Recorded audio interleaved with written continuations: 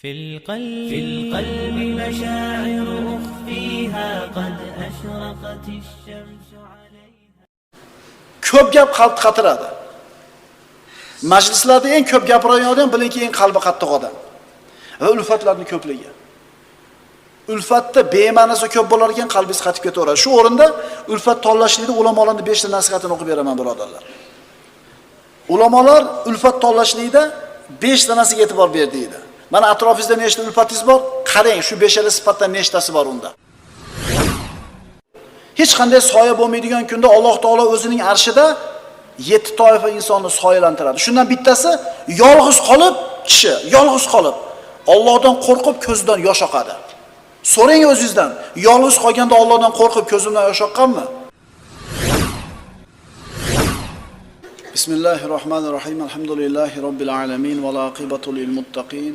Wassalatu wassalamu ala sayyidina Muhammadin va ala alihi va ashabihi ajma'in. Amma ba'd. Assalomu alaykum va rahmatullohi va barakatuh. Hal yastawiyan, bu ikkisining misoli teng bo'larmi? Bu ikkalasi barobar bo'ladimi deb nomlanadigan darsimizda 26-si, 26-dars qalbning muloyimligi va uning qattiqligi.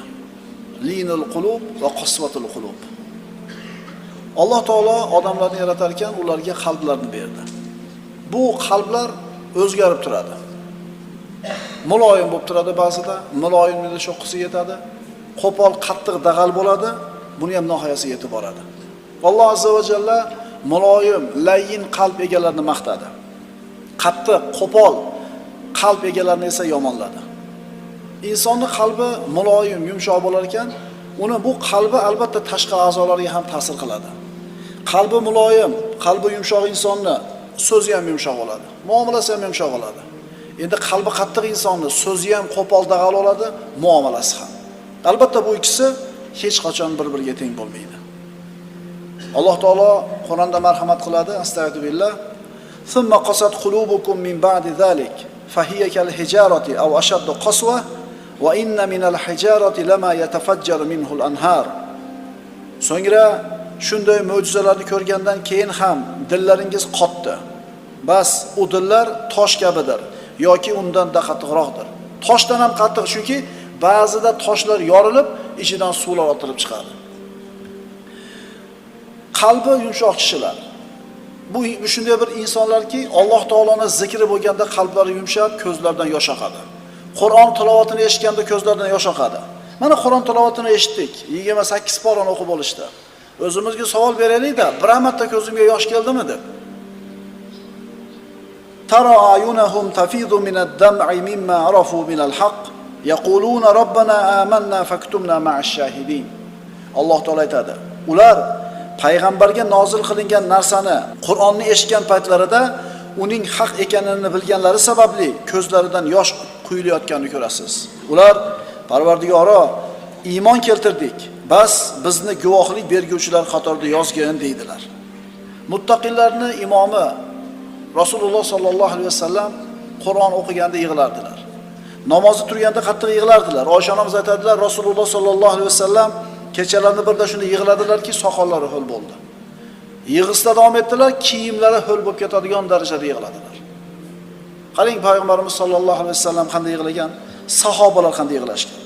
Abu Bakr Siddiq, u kishi imomlikka o'tib namoz o'qir ekan, Qur'on o'qib, Qur'onni eshitib tilovatini o'zi o'qib, to'xtab qolardi yig'isidan, o'qiy olmaganligidan. Umar ibn Hattob shunday bir shiddatli, haybatli, kuchli inson bo'lishiga qaramasdan qalbi muloyim edi.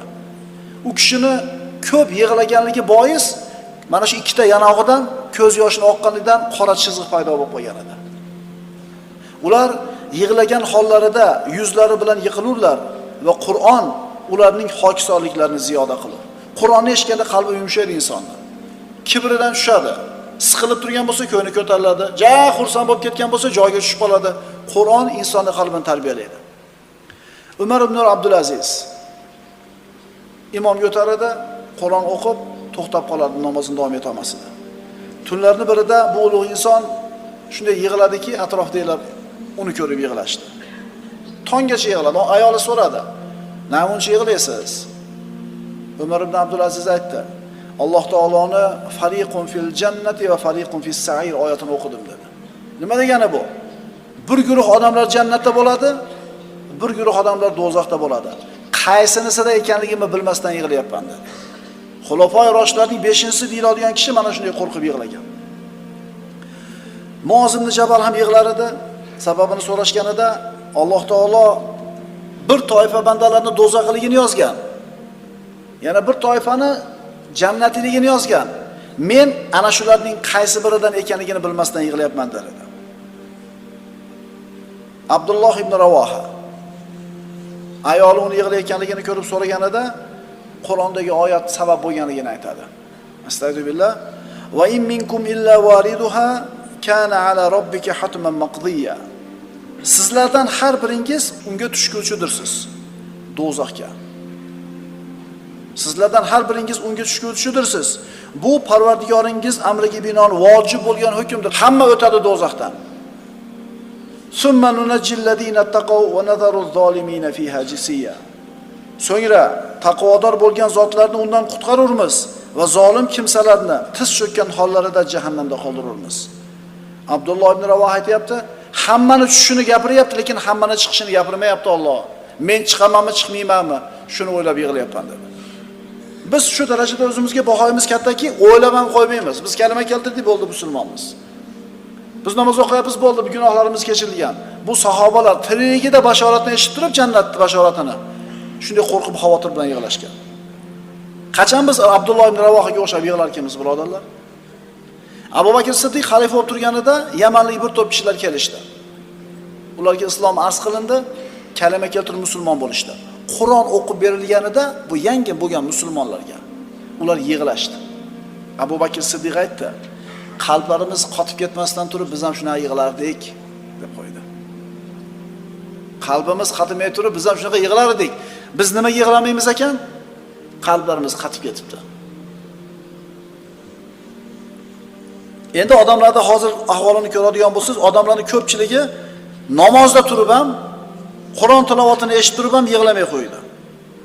Ko'z yoshlanmay qo'ydi. Qalblar nimalar bilan ovora? Hamma o'zi biladi. To'g'rimi?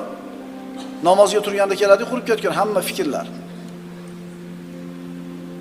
Bir kishi aytadi, Sufyon as-Savrining huzuriga kirdim. U namozda turib ushbu oyatni o'qiyotgan edi. Men kirganimni sezmay qoldim. Am yahsabuna anna la nasma'u sirrahum wa najwahum bala wa rusuluna ladayhim yaktubun. Mazmuni, balki ularning gumonlaricha biz ularning sirlarini bilmasmiz va shivir-shirlarini eshitmasmiz. Undoq emas. Bizning elchilarimiz ularning oldidagi har bir ishlarini yozib tururlar. Shuni o'qib yig'lar edi. Namozini tugatib aytdi, "Ha, Parvardigor, sen sirimizni ham, shivir-shirimizni ham, oshkorimizni ham biladigan zotsan." Chunki bu kishilarning qalblari, birodarlar, muloyim, Allohdan qo'rquvchi layim qalblar edi. Ali ibn Abi Talib uzoq yig'lar edi. Usmon ibn Affon qachon o'limni eslatilsa, qachon qabr haqida gapirsa yig'lar edi. Ey Amiral Mo'minin, nimaga yig'laysiz? Faqat qabr bilan o'lim gapirilganda, jannat, do'zaxni gapirsa yig'lamaysiz. Xalifa aytardi, birodarlar, qabr oxirat diyorining birinchi bekati. Agar unda najotga erishsak, undan keyingi hamma ish yaxshi bo'ladi. Agar unda muvaffaqiyatsizlikka yuz soladigan bo'lsak, undan keyingi ish hamma ish yomon bo'ladi dedi. Qabrni eslaganda, qabrni ko'rganda yig'ladi. Bizni holimizni qaranglar. Qabristonga borib bemalol tijoratimizni gaplashaveramiz. Endi buni muqobilida ikkinchi tur qalb egalari bor. Bu qalbi qattiq, qalbi qosiy bo'lgan kishilar. Alam ya'ni lillazina amanu an takhsha'a qulubuhum li zikrillahi va ma nazala minal haqq.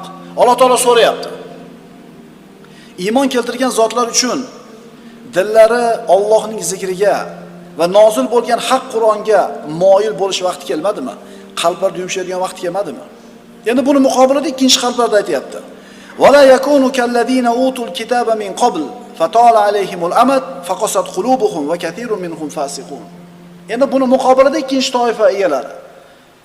Shuningdek, ular uchun ilgari kitob ato etilgan. So'ng ular bilan payg'ambarlarning o'rtasidagi muddat uzaygach, dillari qotib ketgan kimsalar kabi bo'lib qolmaslik vaqti kelmadimi?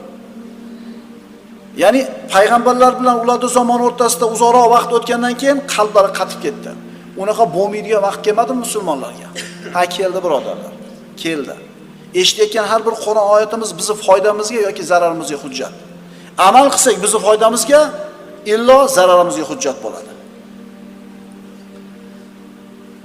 Salmon Farsiy u kishi qarib qolgan chog'ida ziyoratiga Sa'd ibn Abi Waqqos roziyallohu anhu kirib keldi. Salmon roziyallohu anhu yig'layotganlar shu paytda. Sa'd ibn Abi Waqqos nima yig'layapsiz dedi. Qarang, bu kishilar Rasululloh sallallohu alayhi vasallamni qo'l ostida yurgan kishilar, Rasulullohning tarbiyasini olgan. Mana endi bitta aka bitta ukadan so'rayapti yoki uka akadan so'rayapti. Nima yig'layapsiz? Salmon Farsiy javob berdi. Meni nima yig'latdi? Rasululloh sallallohu alayhi vasallam bizdan olgan ahdi yig'latdi. Rasululloh nima deb ahd olgandi bizdan? Dunyoda musofirda yashanglar. Dunyodan oladigan nasibalar xuddi bir yo'lovchi musofirning nasibasichalik bo'lsin degan. Endi biz-chi deydi. Dunyo ochildi, dunyo qo'limizga keldi deb yig'layapman deydi. Shu hadisni roviysi aytadi. Shu paytda Salmon Farsiyning uyida bitta idish bor edi, ovqat solib yeydigan, bitta kir yuvadigan tog'orasi bor edi. Shu ikkita narsasi bor odam yig'layapti, dunyo qo'limizga ko'payib ketdi deb. Bu kishilar roziyallohu anhum, Alloh ulardan rozi bo'ldi deyilgan odamlar dunyoga berilib ketdi deb yig'layotgan bo'lsa.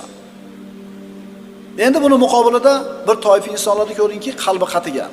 Dunyo o'shuncha qo'lga oqib kelyapti. Huzur halovatda hammasi bor. Yana ham g'ami shu dunyoni ko'paytirish. Va yeb tugatib ulgurmaydi o'zi. Bolasiga ham yetadi, lekin qalb faqat shu dunyosi bilan ovora bo'lib qolgan. Namozda turganda ham qalbi dunyosidan uzilmaydi. Payg'ambarimiz sollallohu alayhi vasallam bunaqa qattiq dil, qattiq qalb egasi bo'lib qolishdan panoh tilaganlar. Parvardigoro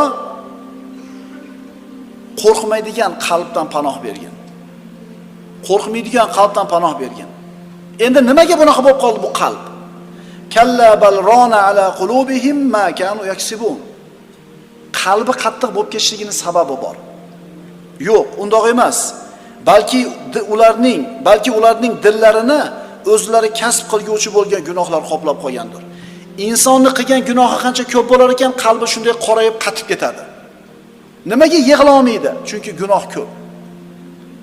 Qalbini yumshashligini xohlab payg'ambarimizdan nasihat so'raganida, yetimni boshidan qo'ling bilan sila, qo'ling bilan ovqat yegiz, qalbing yumshaydi deganlar Rasululloh sallallohu alayhi vasallam. O'zimizdan so'raylik, qachon yetimni boshini siladim, qachon qo'lim bilan ovqat yegizdim deb. Qayoqdan biz yig'laylik? Qayoqdan qalbimiz muloyim bo'lsin bizni? Ana shu qilingan amallar sababli Qur'onni eshitganda insonning qalbi erimaydi, ko'ziga yosh kelmaydi. Ammo kinoni ko'rsa yig'laydi. Mana hozir qalbni qattiq bo'lib ketishiga sabab bo'ladigan ayrim ishlarni aytib beraman. Qalbni qattiqligiga sabab ko'p uyqu, ko'p ovqat, ko'p gap, ko'p ulfat. Ko'p ovqatlanish. Biz shunaqa qavmmizki, qornimiz ochmaguncha ovqat yemaymiz. Agar qornimiz och ovqat yesak, 3dan biri ovqatga, 3dan biri suvga, 3dan biri havoga. Ha, endi havodikini ovqat bilan to'lgizib qo'ysa, rukuga borganda inqillab turadi-da. Namozda turganda inqillab turadi-da. Ko'p yeb olganligi uchun. Ko'p yeb olib, yana semirib ketibman. Ozish kerak, fitness klubga borish kerak, trenajyorda yugurish kerak. Voy, yema. Shu dasturxondan turayotganda ozgina ishtahang qolganda turib ket, ozroq ye. Yo'q, yeydi. Yana ko'rasiz, kasalni ketidan kasal, hali u yog'ini davolasa bu yoqqa ketgan, bu yog'ini davolasa u yoqqa ketgan. Ko'p uyqu, ko'p ovqat, ko'p gap. Nimaga til bitta, quloq ikkita? 1 minut gapirsang 2 minut eshit deganimi? Ko'p gap qalb qatiradi. Majlislarda eng ko'p gapiradigan odam bilinki eng qalbi qattiq odam. Va ulfatlarning ko'pligi. Ulfatda bema'nisi ko'p bo'lar ekan, qalbingiz qatib ketaveradi. Shu o'rinda ulfat tanlashlikda ulamolarning 5 ta nasihatini o'qib beraman, birodarlar. Ulamolar ulfat tanlashlikda 5 tanasiga e'tibor ber deydi. Mana atrofingizda nechta ulfatingiz bor? Qarang, shu 5 sifatdan nechtasi bor unda. Birinchisi, g'ofil bo'lsang, Allohni esdan chiqarib qo'ysang, eslatib qo'yadi. Ikkinchisi, agar zikrda bo'lsang, ko'may beradi. Uchinchisi, uni ko'rganingda Alloh taolo esingga keladi. To'rtinchisi, uni so'zi qilayotgan ishiga to'g'ri keladi. Beshinchisi, uni so'zidan, uni suhbatidan seni Allohni tanishliging ziyoda bo'ladi. Nechtasi bor atrofingizdagi ulfatlaringizdan qarangda. G'ofil bo'lsang eslatib qo'yadi Allohni, zikrda bo'lsang yordam beradi, uni ko'rganingda Alloh esingga keladi, so'ziga amali muvofiq keladi, hamda u bilan suhbatlashganingdan keyin nimang ziyoda bo'ladi? Ilming ziyoda bo'ladi. Endi qalbni o'lishiga sabab bo'ladigan ishlardan. Gunoh ketidan gunoh qilinar ekan, tavba qilinmas ekan, qalb o'ladi. Ayollar haqida ko'p bo'lar ekan majlislarimizda qalblarimiz o'ladi. Gunoh ketidan gunoh qalbimizni o'ldiradi. Xotinlar haqida ko'p gapni ketishligi qalbni o'ldiradi. Ahmoq bilan suhbat qilib o'tirish. Mazhabiyazov odamlar bilan hamda qalbi o'lik odamlar bilan o'tirishlik, bu ham qalbni o'ldiradigan ishlardan. Abu Hurayra roziyallohu anhu juda ko'p hadislarni ummatga qoldirib ketgan kishi yig'lar edi o'lim oldidan. Sababini so'rashganda aytdi: safarning uzoqligidan, zotni ozligidan, ishonchni zaifligidan yig'layapman. Ketyapman-u, oqibatim nima ekanligidan xabarim yo'q. Hayotini hammasini ilmga bag'ishlagan, sunnatni ummatga o'rgatishlikka umrini sarflagan kishi mana shunday xavotir bilan ketdi. Nimaga bunaqa yig'lagan desa, bularning qalblari tirik edi. Qalblari muloyim edi. Bunaqa insonlar qabriston kirsa yig'laydi, janozaga borsa yig'laydi. Qur'on oyatlarini eshitganda ta'sirlanadi, ko'ziga yosh keladi. Esimizdan chiqmasin. Sab'atun yudhilluhumullohu fi zillihi yawma la zilla illa zilluh. Hech qanday soya bo'lmaydigan kunda Alloh taolo o'zining arshida 7 toifa insonni soyalantiradi. Shundan bittasi yolg'iz qolib, kishi yolg'iz qolib Allohdan qo'rqib ko'zidan yosh oqadi. So'rang o'zingizdan, yolg'iz qolganda Allohdan qo'rqib ko'zimdan yosh oqqanmi? Abdurrahmon ibn Avf Ashara-i Mubashsharaning bittasi. Ro'zador edi, iftorlikka juda ham bir ajoyib ovqat topib kelishdi. Ovqatga qarab turib yig'ladi. Nima yig'layapsiz? Mus'ab ibn Umayrni eslab yig'layapman. Mus'ab ibn Umayr Uhudda shahid bo'lganida kafanligiga matoq topa olmaganmiz. Makkadalik davrida Mus'ab ibn Umayr Qurayshning eng hurmatli boy xonadonining farzandi bo'lgan. Juda ham chiroyli yigit bo'lgan. Lekin iymonga kelganda ota-onasi haydab chiqaradi. Mana shu maishatga to'lgan hayotdan voz kechadi.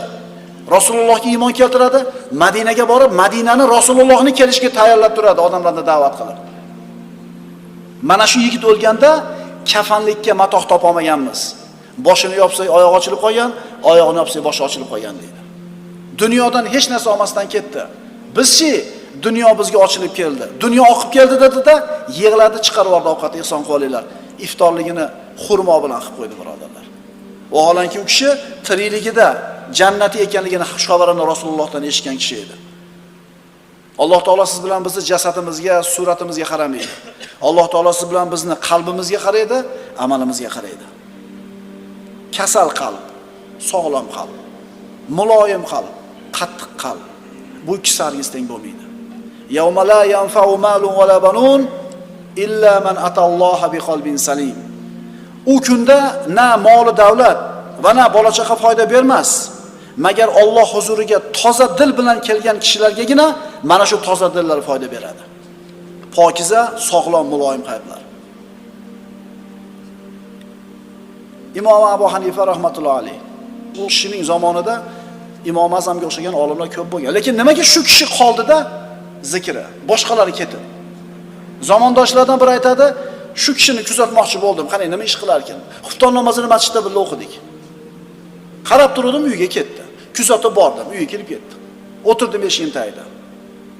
Hamma uyiga kirib, ko'chalar tinchib, shovqin-suron to'xtagandan keyin Abu Hanifa sekin eshigini ochdida, to'g'ri masjidga keldi. Orqasidan bildirmasdan erishib keldim. Namozga turdi. O'qiy boshladi. O'qidi-da Famanallohu alayna va waqana adabas samum oyatiga keldi. Mazmuni nima edi? Mana Alloh bizlarga rahmat ko'rgizdi va bizlarni samumdan saqladi, jahannam esadigan shamol. Yana takrorladi. haligi kuzatib o'tirgan odam aytadi, uxlab qoldim deydi. Tongga yaqin uyg'onib uyg'onsam, yana shu oyatni takrorlayapti, namozini tugatmagan ekan deydi. Birodalar, huzur olgan ular Allohning zikridan, ko'zidan yosh oqib, rohatlangan ular. Qalblar azonni eshitadi. Qur'on tilovat quloqiga kiradi, birodarlar. Qabristonga keladi, lekin ta'sirlanmaydi. Tosh kabi qatib qo'ygan qalblar. Tosh bo'lib qatib kelishining sabablarini aytib o'tdik, birodarlar. Mana shu sabablardan uzoq bo'laylik. Alloh taolo o'zi yaxshi ko'rgan, muloyim, sog'lom qalb egalaridan qilishligini Alloh taolodan tavfiqini so'raymiz. Aqulu qawli hada va astagfirulloh li va